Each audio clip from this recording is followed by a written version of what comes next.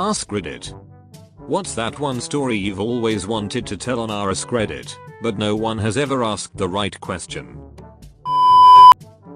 A friend from grad school had previously been a skydiving instructor in Colorado and had jumped more than 600 times. One of these times, he, for some reason, had his wallet in his suit, and it fell out. Fell to earth somewhere. He figured this sucks, but oh well, absolutely no chance of finding it. Separately, a man in rural Colorado was found murdered. Turns out in their remote cabin where he lived with his daughter, he had been sexually abusing her and she finally had enough and killed him. The police searched the house and all of his property and found my friend's wallet in the trunk of his car. Police thought to themselves, fucking idiot murderer left his wallet in this dude's trunk, damn easiest arrest ever. Friend had the super believable alibi of couldn't have been me, officer. Actually that wallet fell out of my pants while I was skydiving. That's so wild. The old drop the wallet while skydiving trick, eh? Won't work on me. I was once robbed at gunpoint in a public bus. Dude was talking to me like he was my friend while pointing the gun at me. He only asked me for the cash I had in my wallet, and after I gave it to him he kept talking to me like we were random commuters having a conversation. Dude got more confident and asked for my phone. I said no, not the phone man. I need it, and he was like fine, it's okay, don't worry, we chill. 10 out of 10 would be assaulted by him again, to whom it may concern. Would you please hand over all of your money in your wallet? Thank you for your time and consideration. My first and worst online date. The drunk and the baby. It's 2008. I'm 18 and I meet a girl on OkCupid. She's older than me, 25, educated and a bit alternative. We agree to meet at a London pub for lunch at 1 in the afternoon, which is quite a journey for me, but I make it anyway. So, she turns up a bit late with a baby in a baby carriage. I had no idea she had a kid before this, but I didn't have a problem with it. She doesn't address that I didn't know about her kid, but says she couldn't find babysitting. Cool. No problem. We both go up and order a drink separately and hang out and chat. We've been there for about 2 hours and she's gone up to the bar a whole bunch of times, mostly coming back with coffees and the occasional Coca-Cola. But then, quite suddenly, she falls forward onto the table and catches herself with her elbows and takes a big sigh and says, "Oh man. I didn't mean to get so drunk." What? I tell her I didn't realize that she's even been drinking, but she tells me that she's been having Irish coffees, rum and cokes as well as shots at the bar. So at this point I start looking for an out, but she's becoming more and more despondent and her 1-year-old is sat in his pram, so I can't leave in good conscience. I start encouraging her to get a taxi home and she starts to cry, apologizing and saying that I must hate her. But shortly after she closes her eyes and will only respond in mumbles and groans.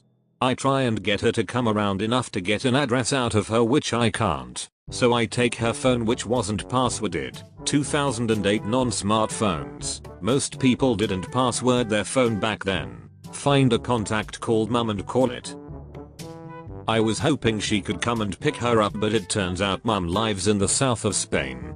She isn't one bit happy to hear from me after I explain what happened, but presenting myself as a friend. Nonetheless, she gives me an address to get her to. I ask the bar to call me a taxi, which they do, and one of the bar staff take pity on me and help me get the woman, the baby and the stroller into the cab. I was about to give the drive money for the trip and see them off, but I realized that was a bad idea because who knows what would happen. So I get in the taxi to go take her home holding a baby the entire way, which I've never done in my life at that point. Turns out the driver is a stand-up bloke and I explain what has happened and we have a laugh about it. When we get there he even assembles the pram for me as I take her and place her on her doorstep. I find her keys and get her door open, at which point some guy pops his head round the corner from the kitchen and asks, "Who the fuck are you?" I tell him my name and that I'm a friend and ask who he is. He says he's her fiancé. Oh. He's pretty angry that I've gotten his fiancé with his child drunk in the middle of the day. After getting the pram through the door he begins to carry her up the stairs and he says to me, "You stay right there. You and I need to have a little chat." Nope. As soon as he turns the corner at the top of the stairs I turn and make a run for it, jump back in the taxi who I ask to take me to the nearest tube station. Afterward I needed some catharsis, so texted some friends who were locals and went out proper. And the kicker? On the train home that night I get a text message from her. Had a lovely time. Can't wait to see you again. I block her number and never hear from her again. Too long didn't read. Went on date. Date turns up with child and gets drunk without my knowledge. I dragged her back to hers to make sure she's safe, only to find she also has a fiancé who is less than pleased to see me. Ugh, I hate guys like that. If you wanna have a talk with somebody, have it with your fiancé. Not the guy who met her on Tinder, didn't know she had a baby, didn't know she was drinking like crazy midday, and despite all this got her and the kid home safely, and didn't know she was engaged until just a moment ago. Good on you for not sticking around. I wouldn't sit and be berated by some stranger for being the only good person in this scenario. Okay, so I was never a sporty kid in school. I come from the country parts of Ireland, where everyone has thick accents, drinks Guinness, and most importantly, everyone loves football. Of course, I was an antisocial fuck who never went outside, so I never learned how to play nor wanted to. So one day in primary school, the teachers made us all play football. Since I didn't know how to play, I decided to just stand awkwardly near the goal and admire the scenery for the whole game. At one point I became so absorbed in doing absolutely nothing that I pretty much blocked out the sound of everyone else's voices, so I had no idea how the game was going. Towards the end of the game, I was getting rather tired, and was basically half asleep, when suddenly this fucking incredible pain hits my back. I fall over and I literally have no idea what just happened, when suddenly some of the kids on my team went over to me and started cheering and saying, "Yeah, egg, good job." I just kinda stood there for a moment before realizing what had just happened. Apparently I had just accidentally blocked the opposition's winning goal by just standing there and doing absolutely nothing. TLDR, if you want to accomplish your dreams and be praised, all you have to do is absolutely nothing. My husband, then boyfriend, and I were driving to his place. He had one of those cars where the front seat had one combined long seat up front. I had moved over to sit right next to him and he had his arm wrapped around me. At one point, I glanced over to my right and there was a van full of clowns. They were miming making out at us. Like 3 clowns in their front seat. They pulled away laughing.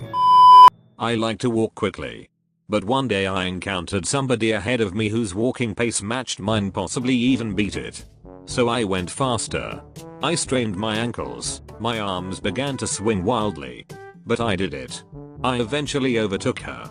To assert my walking speed dominance in the most futile way possible, I didn't duck or avoid any of the low-hanging branches that were ahead of me. I plowed straight through them face first, without flinching.